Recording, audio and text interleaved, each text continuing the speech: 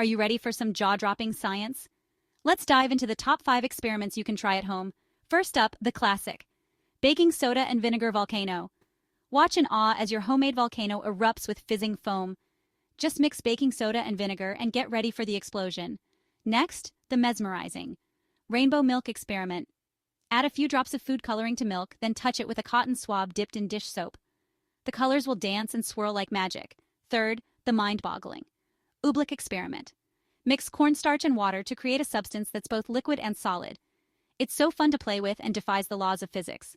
Fourth, the electrifying. Lemon battery. Stick copper and zinc electrodes into a lemon and watch it generate electricity. You can even power a small LED light. Finally, the jaw-dropping. Invisible ink.